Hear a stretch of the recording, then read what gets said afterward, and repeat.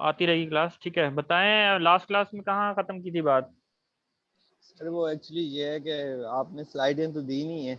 यार क्लास तो तो ली थी ना पिछली।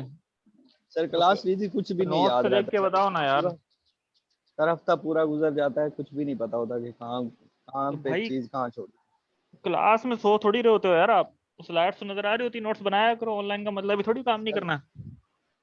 सर वो जल्दी जल्दी नहीं बना पाता बंदा, इधर देखे या फिर बंदा जो है ना वो नोट्स बनाए, क्लास में तो चलिए चलो फिर स्लाइड थोड़ा। ऑनलाइन है, अभी देखें इसमें कहाँ तक हमने बात की थी। बताएं इसमें डिस्क्रिमिनेशन बाय करंट और डिस्क्रिमिनेशन बाय टाइम जो था, दोनों में कॉन्सेप्ट था कि अगर हमने जी सीटी सर। की करनी है, सेटिंग करनी है, तो दोनों में एडवांटेज डिसएडवांटेज देखे थे। ये कर ली थी सर। ठीक है, जैसे ही करंट अगर हम, यानी कि बात ये थी कि अगर हम सिर्फ टाइम के साथ से डिस्क्रिमिनेट करें तो उसके क्या प्रॉब्लम्स थे, और अगर हम सिर्फ करंट के लिहाज से करें तो उसके प्रॉब्लम्स क्या थे। तो अल्टीमेटली यस सर। हमने दोनों को कंसिडर करना है। तो इसकी यस कैलकुलेशन सर। की थी, कहाँ तक की थी बताएं जरा। एग्जाम्पल मैंने यहाँ दिखाई थी। जी सर, यहाँ पे एक प्रॉब्लम, एग्जांपल सॉल्व। जी यहाँ पे प्रॉब्लम जी बताएं सर। क्या थी। अगर हम इसको बाय टाइम करें, डिस्क्रिमिनेट टाइम करें, तो इसका यस मतलब सर। क्या होगा? They all have the same amount of current, yes sir. That says 10 kilo amps, ठीक है। Yes sir. अब हमने इसमें डिस्क्रिमिनेशन करनी है, ट्रिपिंग में सिर्फ टाइम से करेंगे। इसकी जी बहुत सर। सिंपल सा था, टाइम का कोई भी अगर आप इसमें एग्जैक्ट वैल्यू नहीं दी हुई, डजेंट मैटर राइट नाउ। तो टाइम में प्रॉब्लम यस। क्या आएगा? सबसे सबसे बड़ा प्रॉब्लम यहाँ पे क्या है? टाइम। टाइम से क्या होगा, मतलब इफ यू आर डूइंग, यहाँ पे कौन सा टाइम, यहाँ पे 0 सेकंड कर लें चलें। यस सर, टाइम का डिफरेंस क्रिएट करेंगे ना सर यहाँ पे इसमें। कितना देंगे? एस्टिमेट बता दो चलो, रफ वैल्यू क्या पे आएगा five time. Second 5 second sir. 5 second बहुत ज्यादा होता है, 60 मिली सेकंड या 60। 50 मिली सेकंड कर लो। Yes sir. यहाँ पे 20 का डिफरेंस ले हैं सर, फिर 100 70 मिली मिली सेकेंड ऑलवेज 50 मिली सेकंड का डिफरेंस, या 60 मिली सेकंड का। ठीक है, थोड़ा डिफरेंशिएशन मैंने आपको बताया था, ये वैसे हमने 0 सेकंड गलत लिखा है, यहाँ पे 50 से स्टार्ट होता है। यस ठीक सर। है, क्योंकि mechanical time delay, breaking time delay, at least you need 3 cycle, दो 3 साइकिल। दो या तीन, 3 साइकिल या 4 साइकिल जो होती है आपको उसमें टाइम चाहिए, तो वो तकरीबन 60 मिली सेकंड बनता है। ठीक है, यस सर। तो यहाँ पे 60 मिली सेकंड। ठीक है, सेफ साइड यहाँ पे 100 मिली सेकंड प्लस कर दें तो 160 हो जाएगा या 150 मिली सेकंड हो जाएगा। यहाँ पे आ जाए, 100 जमा कर लें, कितना हो जाएगा? 260 अच्छा, 218। मिली सेकेंड। सर। यहाँ पे यस 100 और सर। जमा कर लें, कितना हो जाएगा? 360 मिली सेकेंड। ठीक है, ऐसे ही हो जाएगा time grading, same amount of current है। बिल्कुल सर। अब प्रॉब्लम यस क्या है सर। यहाँ पे, प्रॉब्लम बताओ क्या नजर आ रही है। प्रॉब्लम सर, टाइम डिले ज्यादा से ज्यादा जा रहा है सर। मतलब किस जगह प्रॉब्लम होगी? एंड पे सर। क्या होगी एंड में, क्या मतलब होगा उसका?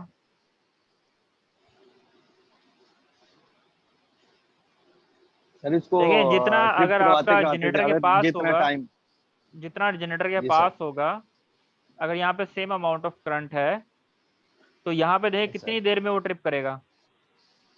तो 360 हायर, मिली सेकेंड में। हायर जी सर। अमाउंट ऑफ करंट यहाँ पे होगा, very high amount of current generator के बिल्कुल पास। सर। तो उसका जो ट्रिपिंग यस टाइम है सर। वो बहुत ज्यादा है।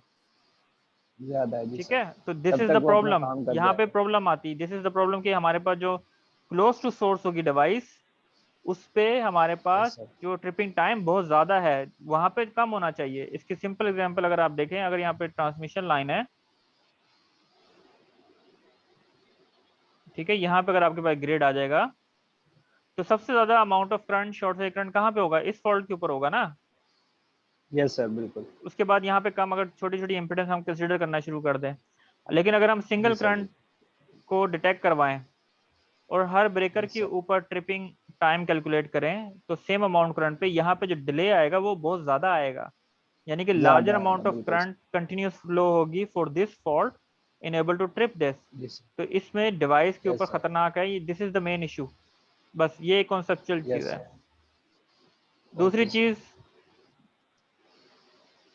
अगर आप सिर्फ करंट के लिहाज से करेंगे, इसकी कैलकुलेशन कितनी की थी हमने, थोड़ी सी की थी कि यस फॉर सर। एग्जाम्पल यहाँ एक तो सर्किट है, स्टार्ट सर्किट किया को अपने था। जहन में बना के रख लें, अपने पास नोट डाउन करें, यूं के स्लाइड्स में ऊपर नीचे होगा। पहले यहाँ पे फॉल्ट 1 के ऊपर आपने करंट कैलकुलेट करना है। कैसे कैलकुलेट होगा?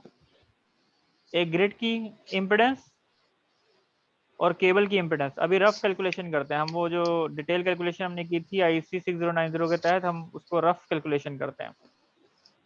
तो यहाँ पे सर। कितना करंट आएगा? ग्रिड की impedance divided by, sorry, plus cable की इम्पिडेंस, और ये पे line to neutral voltage 11 kV system है। तो आपका जो सिस्टम सर्किट क्या बन गया? सिंपल, आपके पास ये सोर्स है, ये शॉर्ट सर्किट हो गया, यहाँ पे ZS और ZL हो गया। ये सिंपल सर्किट है, यहाँ आपने करंट निकालना है लाइन टू न्यूट्रल। 11 kV को डिवाइड कर दो √3 से, तो आपके पास 6350 आ जाता है। ठीक है। ग्रिड की source yes impedance sir. Calculate की 0.485, ये शॉर्ट सर्किट स्ट्रेंथ गिवन है। सर्किट देख लें, यहाँ पे 11 kV है, शॉर्ट सर्किट स्ट्रेंथ गई है 250। ठीक है, इसकी लेंथ इंडिविजुअली गिवन है। अच्छा, इस अब क्या होगा इसमें? केबल की लेंथ गिवन है, CB के दरमियान है 0.24 ओम। ओके। तो इस सूरत में हमारे यस पास जो सर। करंट आ गया वो आ गया 88,006 एम्पेयर। क्लियर? यानी कि अगर हम जी सर। सिर्फ करंट की डिस्क्रिमिनेशन करें, टाइम इन तीनों ब्रेकर के ऊपर एक है, एक टाइम है तीनों में, मसलन आप कह लो 50 मिली सेकेंड, यस सर। ये भी 50 मिली सेकेंड, ये भी 50 मिली सेकेंड, और ये भी आपके पास 50 मिली सेकेंड। ठीक है। Yes sir. अब इनमें डिफरेंशिएशन हमने करनी है, सिर्फ करंट से करनी है। तो हमने इसकी सेटिंग करने के लिए करंट की वैल्यू अभी क्या निकाली? अगर यहाँ पे फॉल्ट आएगा तो कितना आ जाएगा? 8800 M। ठीक है। जी सर। अगर हमने इस पॉइंट के ऊपर करंट कैलकुलेट करना है तो क्या होगा? बेसिकली इन दोनों में कोई फर्क नहीं है, क्योंकि यस सर। बीच में इम्पिडेंसेस टाइम। नहीं है। टाइम से जी नहीं जी। करनी ना, अभी हम सिर्फ टाइम को फिक्स सीखा हुआ हमने। दो सही चीजों सर। में डिफरेंशिएट बता रहा हूँ कि अगर सिर्फ टाइम को देंगे या सिर्फ करंट को देखेंगे, तो यहाँ पे ठीक सिर्फ है। करंट को देखना, हमने टाइम को नहीं देखना। ठीक है। तो now we have a problem over here कि करंट की जो है डिफरेंशिएशन हम यहाँ पे नहीं कर सकते इतनी क्लियरली। ओके। Yes sir. लेकिन अदर वे अराउंड क्या है, यहाँ पे कुछ प्रॉब्लम्स यहाँ पे कि आप 800 एम्पेयर तक का ट्रिप करवाना है, आप इसमें कुछ परसेंटेज टॉलरेंस वगैरह आप डाल सकते हैं। फॉर एग्जांपल जो शॉर्ट सर्किट, बाज दफा ये क्या होता है, ये करंट जो है वेरी करता है, जरूरी नहीं है 800 किलो एम ही फ्लो। फॉर एग्जांपल जो ग्रिड की जो स्ट्रेंथ है वो 130 मेगावाट तक होगी, तो हो सकता है उस सूरत में करंट आपके पास आएगा 6800। यानी कि अगर आप करंट की सेटिंग 800 सेट करेंगे तो वो डिटेक्ट ही नहीं होगा, क्योंकि शॉर्ट सर्किट स्ट्रेंथ जो है वो कम होगी, और वो lower amount of short circuit current जो है वो फ्लो करेगा। ठीक करेगा। है। जी अशर, आप जी कुछ सर। पूछना चाह रहे थे? सर ये तो अगर F2 पे आएगा फोन तो उसकी इम्पीडेंस थोड़ी चेंज होगी ना सर, क्योंकि सर वो लाइन की इम्पीडेंस बढ़ जाएगी। क्या कह रहे हो यार, नींद में लग रहे हो मुझे। सर मुझे आप बताओ, पीछे करें। F1 के ऊपर कर रहे हैं तो ये दोनों हमने उसी पे तो करंट निकाला है। जी सर, नहीं आप F2 की बात F2 कर पे रहे तो थे, मैंने इम्पिडेंस सही नहीं है ना, मैं ये बता रहा हूँ इम्पिडेंस कहाँ पे है। यहाँ अगर 10 सर बार के लाइन करीब है। ठीक लाइन है। बढ़ जाएगी ना सर, सॉरी, केबल इम्पीडेंस नहीं बढ़ेगी। कैसे बढ़ रही है?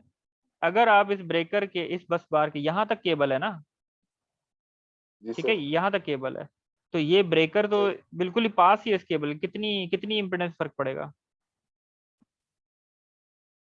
सही सही सही। यहाँ पे वो तो बात बनती है ना, यहाँ पे तो कोई फर्क नहीं पड़ रहा, इन दोनों पॉइंट में कितना फर्क है, कितनी इम्पिडेंस है।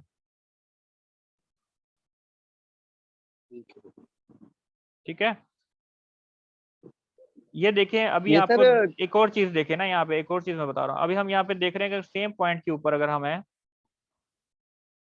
F1 के ऊपर हैं, तो हमने ये भी देखना है कि ग्रिड की जो स्ट्रेंथ है वो वेरिएबल भी होती है, उसकी एक मिनिमम और मैक्सिमम बताई जाती है। हमने अभी कैलकुलेट किया मैक्सिमम करंट के ऊपर। इसी तरीके से अगर आप मिनिमम करंट के ऊपर भी कैलकुलेट करेंगे तो आपकी करंट की वेरिएशन डिफरेंट आ गई, आपका करंट आएगा 6800 एम्प्स। ठीक है, so if you set this value, और अगर आपकी सिर्फ ग्रिड की इंपेडेंस चेंज होती है तो आप उसको डिटेक्ट नहीं कर पाओगे, यानी ब्रेकर ट्रिप नहीं होगा। ठीक है। अच्छा, इस पॉइंट में यहाँ पे ये लिखा हुआ है कि आपका जो फॉल्ट है बिटवीन F1 और F2, तो उसमें जो अप्रोक्सीमेशन चेंज है वो 0.1 का है, तो आप उसमें कॉन्फ़िगरेशन इतनी डिस्क्रिमिनेशनली नहीं कर सकते। ठीक हो गया। अच्छा, यहाँ पे जो पॉइंट है, discrimination by current is therefore not a practical proposition for correct grading between the circuit breaker C and B. However, problem changes appreciably when there is a significant impedance between two circuit breakers considered. Consider the grading between the circuit breaker C and A in figure, assuming that the fault is FA. तो इस case में जो next है हमारे पास possibility कि अगर हम fault F पे निकालेंगे तो इसके और इसके दरमियान जो है हम डिफ्रेंशिएशन कर सकते हैं, बल्कि इन दोनों के दरमियान भी कर सकते हैं, क्योंकि एक केबल है और ट्रांसफार्मर की इम्पिडेंस है। ओके, चलें उसकी वैल्यू कैसे निकाली, ये लास्ट क्लास में कर चुके हैं। 6350 ये आपका लाइन टू न्यूट्रल है, ग्रिड की इम्पिडेंस, लाइन की इम्पिडेंस, सेकंड लाइन की impedance and then transformer impedance. यहाँ पे जो हमने करंट निकाला है, ठीक है, करंट इसको हमने कैलकुलेट किया है, जो डायग्राम में जो कैलकुलेट हुआ हुआ है एट दिस लेवल पे किया हुआ है। मसलन ये दोनों पॉइंट क्वाइट क्लोज हैं ईच अदर के, तो अगर मैं ट्रांसफार्मर की इम्पिडेंस प्राइमरी साइड रेफर कर दूं, यानी कि 11 kV साइड रेफर करूं, तो इसका ट्रांसफॉर्मेशन रेशियो इस तरफ आ जाएगा और ये बस नंबर A हो जाएगी। ठीक है, और यहाँ पे आपका ब्रेकर लगा हुआ है। अगर आपने इम्पिडेंस इसको इस तरफ रेफर कर दी है तो फॉल्ट अगर इस पॉइंट के ऊपर कैलकुलेट कर रहे हैं तो बेसिकली अमाउंट ऑफ करंट, बीच में कोई इम्पिडेंस नहीं है, तो यही फॉल्ट करंट यहाँ पे भी आएगा। ठीक है, तो इसका मतलब ये है कि फॉल्ट एट दिस पॉइंट है। इस वजह से एक्सरसाइज में इस एग्जाम्पल में 3.3 kV नहीं लिया हुआ, उन्होंने 11 kV लिया हुआ है, जस्ट टू रिफ्लेक्ट कि इसका अमाउंट ऑफ करंट क्या डिटेक्ट करेगा when there is a fault is here. क्योंकि अगर आप ये देखें यहाँ पे अगर फॉल्ट है तो ये ट्रांसफार्मर रेशियो है, जिसकी वजह से आपको करंट को वैल्यू को भी ट्रांसफॉर्म करके एक्चुअल वैल्यू में कैलकुलेट करना पड़ेगा कि इस साइड क्या आता है। तो उसका आसान सा तरीका ये किया हुआ इन्होंने, क्योंकि यहाँ पे इम्पिडेंस नहीं है, ठीक है, तो इस वजह से यहाँ पे जो फॉल्ट है वो अप्रोक्सीमेटली इस पॉइंट के ऊपर फॉल्ट को कंसिडर किया जा सकता है, क्योंकि आपने ट्रांसफार्मर की इम्पिडेंस इस तरफ रेफर कर दी है। ठीक है, तो उस लिहाज से आपके जो फार्मूले हैं वो बनता है, ये देखें, ये 11 kV divided by √3, grid impedance, line impedance, second line and then transformer. तो आपके पास जो स्ट्रेंथ है 0.485, 0.24 दोनों की जो अच्छा जो केबल है बिटवीन C एंड B, और कंबाइन इम्पिडेंस दिखाई है इसकी 0.04, और ये आपके पास उसकी ट्रांसफार्मर की इम्पिडेंस कैलकुलेट की गई है। ठीक है, यानी कि लाइन की जो लाइन B है उसकी इम्पिडेंस है 0.04, जो लाइन 2 है यानी कि लाइन 1 जिसे कह रहे हैं 0.24, और जो ट्रांसफार्मर इम्पिडेंस कैलकुलेट की गई है 11 kV साइड कैलकुलेट की है और उसकी वैल्यू है 2.12। तो इन चारों को जमा करें, आपके पास जो करंट आता है 2200 एम्पेयर। ऑलराइट, तो इसका मतलब क्या है कि हम इसकी कॉन्फ़िगरेशन जो ये वाला ब्रेकर है इसको हम सेट कर सकते हैं 2200 के ऊपर, या आप इसकी वैल्यू 2200 ट्रांसफॉर्म कर लें, यानी कि लो वोल्टेज से ट्रांसफॉर्म करें। और अगर इस रिले की वैल्यू अगर आपने सेट करनी है तो you can calculate the fault at this point by ignoring the transformer impedance. So you will have some difference between these two breakers. Okay.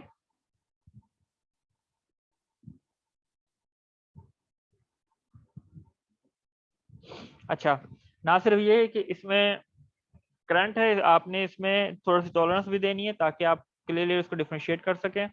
So for this reason, a relay controlling the circuit breaker at B and set to operate at current 2200 plus a safety margin would not operate for a fault at F4 and would thus discriminate with the relay at A. तो target यहाँ पे क्या है जी, बात समझ आ रही है कि नहीं? अभी आपने कैलकुलेट किया फॉल्ट F के लिए कितना करंट आना चाहिए, 2200 एम्पेयर, ठीक है।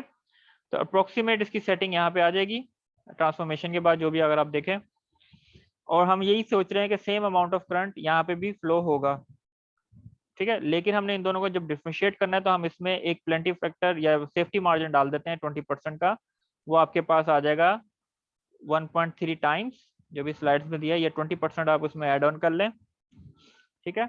तो इसमें जो सेटिंग होगी अ लिटिल बिट हायर हो जाएगी इससे। तो इसमें क्या होगा कि आप इन दोनों के दरमियान डिफरेंशिएट कर पाएंगे दोनों को आसानी से, ठीक है। और फिर जब इन दोनों के दरमियान डिस्क्रिमिनेशन करनी होगी तो यहाँ पे जो वैल्यू अगर आप सेट करेंगे 6800 एम्पेयर सेट कर सकते हैं, और इसका अगर 1.3% निकालें तो इन दोनों में भी डिफरेंशिएशन हो जाती है,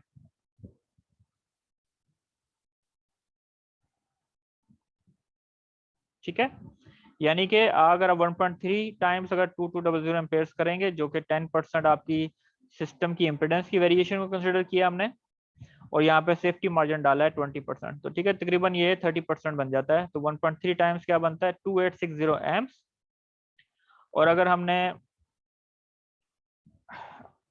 ठीक है, यानी एक तरीके का ये हो गया, क्लियर हो गया यहाँ तक?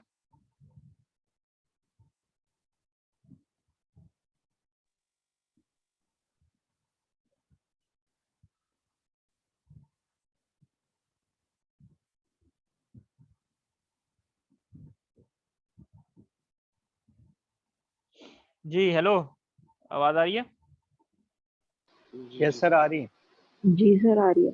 अच्छा, अब यहाँ पे हमने इसको वेरीफाई करना है कि लेट्स अज्यूम अगर हमारे पास फॉल्ट अगर F3 पे आ जाता है, अगर हम इस सेटिंग के ऊपर रखते हैं, या उसकी उस सूरत में क्या है, at the end of 11 kV cable feeding points के ऊपर होगा, तो हम सिर्फ वेरीफाई करते हैं क्या इस पे सही ट्रिपिंग होती है कि नहीं होती, ओके। तो for either value of source value the relay at B would operate correctly for fault anyway on the 11 kV cable. तो उसमें हम क्या करेंगे, ट्रांसफार्मर की इम्पिडेंस को जो है वो हम स्किप कर देते हैं। फॉर एग्जाम्पल यहाँ पे अगर सोर्स है, ठीक है, लाइन केबल 1 केबल 2, तो इसमें जो हमने वैल्यू सेट की 0.24 और 0.04 इम्पिडेंसेस आ जाएंगी। तो तीनों की जो इम्पिडेंसेस ऐड करें तो हमारे पास जो एम्पेयर आता है 8300 एम्पेयर आ जाता है, ठीक हो गया।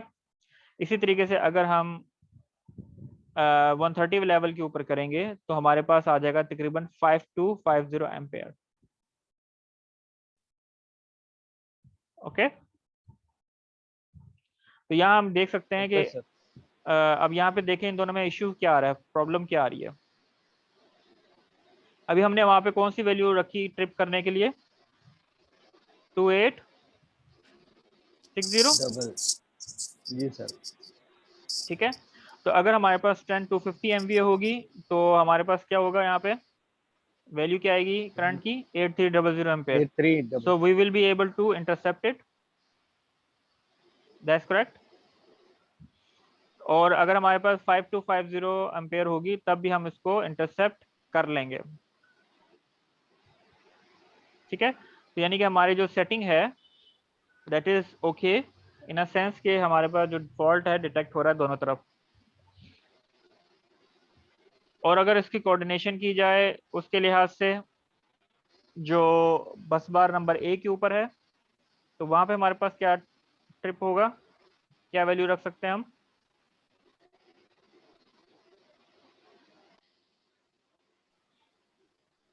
जी बताइए।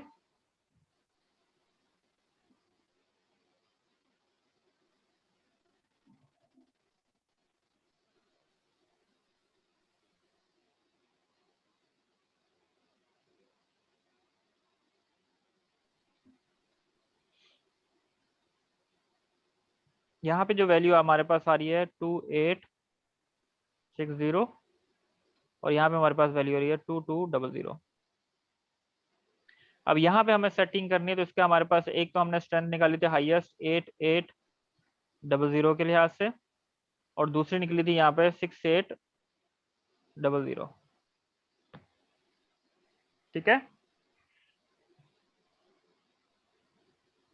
अब हमारे पास कुछ कॉन्ट्रडिक्ट कर रहे हैं इसमें। प्रॉब्लम यहाँ पे हमारे पास क्या आ रही है कि हमारे पास अगर फॉल्ट 1 होगा तो उस सूरत में अगर हम हायर वैल्यू सेट करेंगे तो हमारा ब्रेकर ट्रिप नहीं करेगा अगर स्ट्रेंथ कम हो जाएगी। तो this is one of the problem. Second problem हमारे पास यहाँ पे क्या आ रहा है कि अगर हम इस वैल्यू के ऊपर सेट, अगर हम फॉर एग्जांपल इस वैल्यू के ऊपर सेट करते हैं तो ठीक है, नॉर्मली तो ये चीज़ें ट्रिप कर जाएगी, लेकिन प्रॉब्लम यहाँ पे क्या है कि जब फॉल्ट नंबर 1 या 2 के ऊपर, सॉरी फॉल्ट नंबर 3 के ऊपर फॉल्ट आएगा, पॉइंट नंबर 3 के ऊपर, तो उस सूरत में हमारे पास दोनों जो है ये ब्रेकर्स जो है वो ट्रिप कर जाएंगे। ठीक है, बात समझ आ रही है यहाँ पे? तो अगर हमने इन दोनों के दरमियान डिफ्रेंशिएशन करनी है, इन दोनों के दरमियान कि फॉल्ट 3 के ऊपर ट्रिप ना करे, तो हमें 8800 वैल्यू सेट करनी पड़ेगी। जी, बात समझ आ रही है?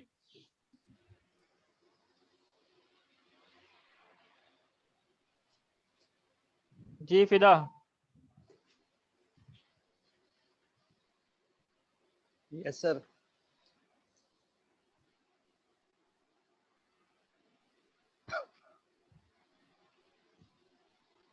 कैसे प्रॉब्लम नजर आएगी बताएं जरा, इस चीज को एक्सप्लेन करें।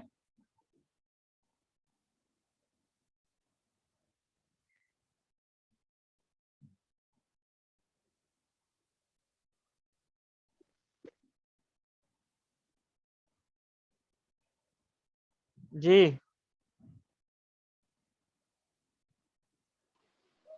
इफ ये you design with part respect to time और if you design with respect to current, तो दोनों में हमें क्या प्रॉब्लम समझ नजर आ रही है यहाँ पे?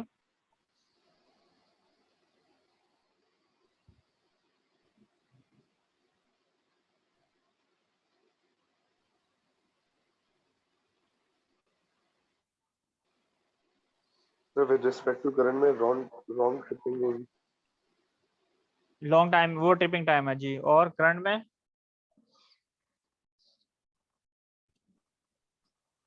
सर बहुत हाई लेवल का करंट फ्लो होगा सोर्स के पास। वो तो टाइम में हो गया ना, और करंट में क्या होगा? डिस्क्रिमिनेशन बाय करंट में क्या प्रॉब्लम है हमारे पास? हॉट करंट की जो वैल्यू है सर वो डिफरेंट होगी ना डिफरेंट पॉइंट पे। इसमें डिफरेंशिएशन जो शॉर्ट डिस्टेंस के ऊपर डिफरेंशिएट करने में प्रॉब्लम आती है। ठीक है, sir only by the current में करने से। अच्छा, इसके लिए हमें क्या करना पड़ता है? हमें दोनों को कंसीडर करना पड़ता है, टाइम और करंट दोनों को कंसीडर करना है। Each of the two method described so far has a fundamental disadvantage. सही है। In the case of discrimination by time alone, the disadvantage is due to the fact that most severe fault are cleared in the longest time operating time. ये हमारे time के लिहाज से हो गया। On the other hand, discrimination by current can be applied only where there is appreciable impedance between the two circuit breakers। यानी कि हमें करंट के लिए लाजमी है कि दो सर्किट ब्रेकर्स के दरमियान जो इम्पिडेंस सिग्निफिकेंट होनी चाहिए, डिफरेंट होनी चाहिए। It is because of the limitation imposed by the independent use of either time or current coordination that the inverse time over current relay characteristic has evolved। यानी क्या मतलब, हमने जो इनवर्स टाइम जो कैरेक्टरिस्टिक हमारे पास आई है उसके आने का मकसद क्या था कि इन दोनों में प्रॉब्लम थी, तो ये इनवर्स टाइम कैरेक्टरिस्टिक जो है वो इन दोनों प्रॉब्लम्स को वो एड्रेस करता है। With this characteristic, the time of operation is inversely proportional to the fault current level, and the actual characteristic is a function of both time and current setting। ठीक है, ये हम पिछली क्लास में डिस्कस कर चुके थे। आज थोड़ा मैंने आपको ये बताना था कि जो न्यूमेरिकल में हमने स्टैंडर्ड इक्वेशंस यूज की हैं, ठीक है, वो इक्वेशंस कैसी हैं, या तो यानी ग्राफ के थ्रू प्रॉपर्टी क्या, मतलब फर्क क्या है इन दोनों में, मतलब कहने का मतलब ये है कि how we design this, design तो नहीं मतलब इनके रीजंस क्या आने के। So the figure shows the characteristic of two relay given different current and time characteristic setting. For a large variation in the fault current between the two ends of the feeders, faster operating time can be achieved by the relay nearest to the source where the fault level is high। So it's quite easy कि अगर आपके पास simple एक point यहाँ पे intersect हो रहा है, same amount of current है, तो आपका जो टाइम ग्रेडिंग ऑटोमेटिकली यहाँ पे हो जाएगी। ठीक है, और इसी तरीके से अगर फॉल्ट आपका सीवियर है, सीवियर फॉल्ट है एट दिस पॉइंट, तो उसका टाइम जल्दी होगा ट्रिप करने का। ठीक है, और अगर आप करंट के लिहाज से डिफरेंशिएशन यहाँ पे कर रहे हैं तो आप लोअर करंट सेट कर सकते हैं, तो आपका जो टाइम है वो ज्यादा हो सकता है। तो you have this both characteristic. The disadvantage of the grading by time or the current alone are overcome. इस कैटेगरी से आपके जो दोनों जो प्रॉब्लम्स थे वो उसको हमने ओवरकम किया। अब इसमें 3 चीजें थी, मैंने हम पहले भी डिस्कस कर चुके हैं। IEC 60255 के तहत जो हमारे पास स्टैंडर्ड है, एक स्टैंडर्ड इनवर्स है, वेरी इनवर्स है, एक्सट्रीमली इनवर्स है, डेफिनेट टाइम है। तो ये हर एक की अपनी एक कैरेक्टरिस्टिक और रीजंस हैं कि क्यों उसको कहाँ पे अप्लाई किया जा सकता है। अच्छा, इसके अलावा मैंने शायद लास्ट टाइम आपको इंडिविजुअली इनकी इक्वेशंस गिवन नहीं की थी, तो अभी मैं आपको यहाँ पे इक्वेशंस उनको बता देता हूँ। सबकी ये एज पर स्टैंडर्ड है। तो यहाँ पे कुछ डेफिनेशन है, देख लें। The current time tripping characteristic of IDMT relays may need to be varied according to the tripping time required and the characteristic of other protection devices used in the network. So we have 4 curves over here.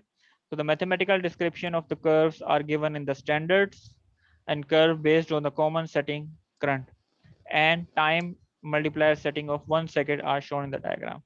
यानी कि जो diagram में अमूमन जो given होता है वो time setting 1 के लिहाज से दिया जाता है, बाकी आप उसको कर्व्स को मल्टीप्लाई करके जिस डायरेक्ट सेटिंग के ऊपर चाहिए आप कैलकुलेट कर सकते हैं।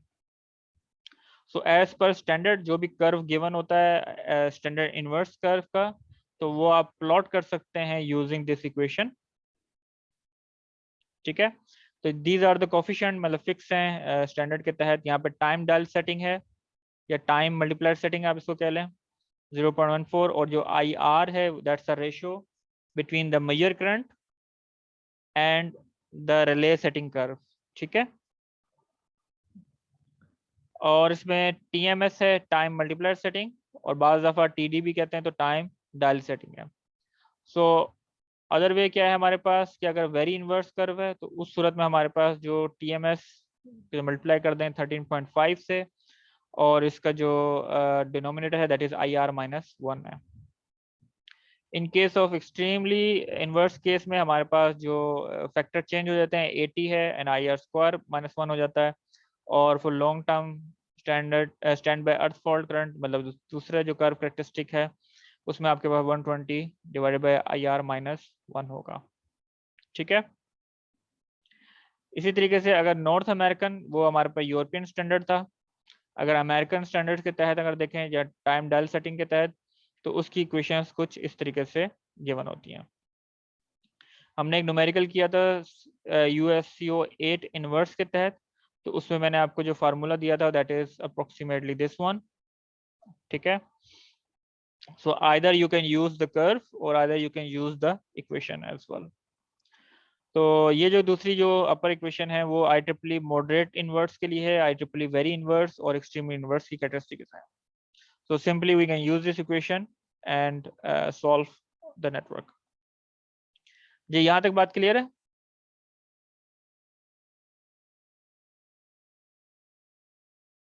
जी,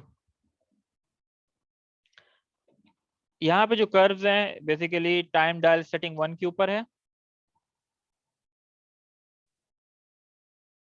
ठीक है, और डिफरेंट करंट मल्टीप्लायर के लिहाज से और ऑपरेटिंग टाइम उसमें क्या होगा, सिंपल बताया हुआ है, ग्राफिकली आपको डेमोंस्ट्रेट करके बताया कि डिफरेंट टाइप्स की फर्क क्या पड़ता है। तो एक्सट्रीमली इनवर्स का मतलब क्या है कि ये बिल्कुल शार्प है। ठीक है, तो यहाँ पे आपके पास जो टाइम ग्रेडिंग डिफरेंस है बिटवीन, यानी कि करंट का डिफरेंस कम है और टाइम का डिफरेंस आप ज्यादा उसमें सेट कर सकते हैं। ठीक है, ये आप वहां पे असाइन कर सकते हैं कि जहां पे इम्पिडेंसेस जो है सिस्टम में कम है, यानी कि जनरेटर के या पावर प्लांट के करीब जहां पे डिफरेंशिएट करना है बिटवीन करंट्स के वो डिफिकल्ट होता है। यानी कि हायर करंट, जैसे हमने पिछली एग्जांपल में देखा था, अगर यहाँ पे जनरेटर लगा हुआ है, ठीक है, ये ब्रेकर है, यहाँ पे ये स्मॉल केबल है and then we have another breaker over here, तो इस पॉइंट के ऊपर और इस पॉइंट के ऊपर हमारे पास जो अमाउंट ऑफ करंट है वो ऑलमोस्ट सेम है, यानी कि अगर 10% डिफरेंस भी देखें तो ये हमारे पास जो लेंथ जो करंट होगा वो कम होगा। तो इस सूरत में हम यहाँ पे जो कर्व इस्तेमाल करेंगे, एक्सट्रीमली इनवर्स कर्व जो होगा जिस रिले का या उसकी कैरेक्टरिस्टिक होगी, हम उसको इस्तेमाल करेंगे ताकि इन दोनों के दरमियान हम टाइम ग्रेडिंग सिस्टम के थ्रू मतलब उसके दरमियान सिग्निफिकेंट डिफरेंस होना चाहिए करंट टाइम का, ताकि इन दोनों की ट्रिपिंग जो है वो प्रॉपर्ली हो सके। ठीक है। और अगर हम स्टैंडर्ड इनवर्स, ये know most of the time आपका जो स्टैंडर्ड इनवर्स है वो इस्तेमाल होता है। ठीक है, ये एक एवरेज फॉर्म में है, यानी कि अगर आपके पास एट दिस लेवल और इस लेवल पे है तो आप यूँ देख सकते हैं दोनों में कर्व के दरमियान के सिग्निफिकेंट डिफरेंस है बिटवीन अमाउंट ऑफ करंट, यानी कि डेल्टा दोनों के में करंट काफ़ी ज़्यादा है, और here you also have a higher amount of delta T. ठीक है, तो दो रिले के दरमियान आपका टाइम डिफरेंस भी सिग्निफिकेंट होगा as well as the current. Okay, बात समझ आई? Yes, sir.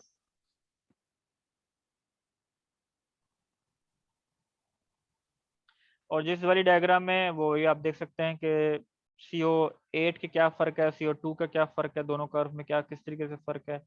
तो this you can consider that in your design.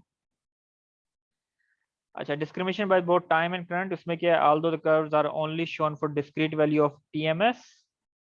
ठीक है, बाज़ दफ़ा जो कर्व होता है उसमें आपके पास डिस्क्रीट वैल्यू गिवन होती है 0.1, 0.2, 0.3, this something like this. However, you can also find another values using the equations. So for other relay type, the setting step may be so small, यानी कि इसके दरमियान भी कम हो सकता है, 0.15 भी हो सकता है, 11 भी हो सकता है, whatever, as to effectively provide continuous adjustment. So you can see there's a big difference between the curve. तो some जो modern relay types हैं उसमें आप setting जो है in between भी कर सकते हैं. So in this case, you can use the equation. So when digital and numerical relays are used, other characteristic may be provided, including the possibility of user-defined curve. So we can मतलब यूँ कह लें कि हम curve को अपने मुताबिक tune कर सकते हैं. So linearly behavior can be achieved. In most cases, use of standard SI curve, SI का मतलब standard inverse curve, proves satisfactory, that it would be enough to use that. But if satisfactory grading cannot be achieved, तो हम extremely very inverse और extremely inverse curve को भी हम employ कर सकते हैं. जैसे मैंने आपको बताया लास्ट पिछले एग्जांपल में कि अगर हमारे पास जो जनरेटर के पास होगा फॉल्ट और उसकी केबल विद इन पावर प्लांट शॉर्ट है, so we have to use extremely inverse case. यहाँ तक बात क्लियर? तो आगे चलें.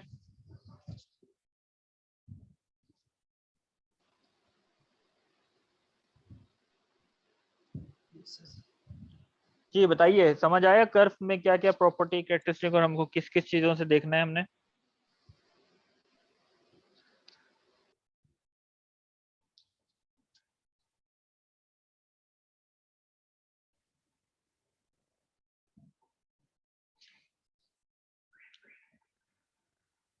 ठीक है, एनी क्वेश्चन? नहीं सर. ठीक है, चलें आप थोड़ा सा इसमें देखते हैं कि स्विच गियर्स के वो कौन कौन से पैरामीटर हैं जिसको हमने कंसीडर करना है बेस ऑन आवर कैलकुलेशन के. हम जो शॉर्ट सर्किट करंट या पीक करंट कैलकुलेट करते हैं तो उसमें जो स्ट्रेस वगैरह किस तरीके से अप्लाई होते हैं, उसकी जो रेटिंग वैल्यू है, how do we choose it. Okay, so rated switch gear parameters हमारे पास क्या होंगे? एक तो होगा rated switch short time withstanding current. ठीक है, उसको ICW, ये जर्मन एब्रीवेशन है, इट डजंट मैटर, आप सिंपल नाम देख लें तो हो सकता है ये CW वगैरह नोमेनक्लेचर बास जगह डिफरेंट होती हैं. तो इसमें क्या है, with standing current capability of 1 second है, यानी ये कहने का मतलब क्या है, शॉर्ट सर्किट करंट आएगा, ये this is amount of short circuit current, वो अगर फ्लो होगा 1 सेकेंड के लिए तो उसकी विद स्टैंडिंग कैपेबिलिटी क्या है, ये स्विच गियर इस पैरामीटर के थ्रू डिफाइन करेगा.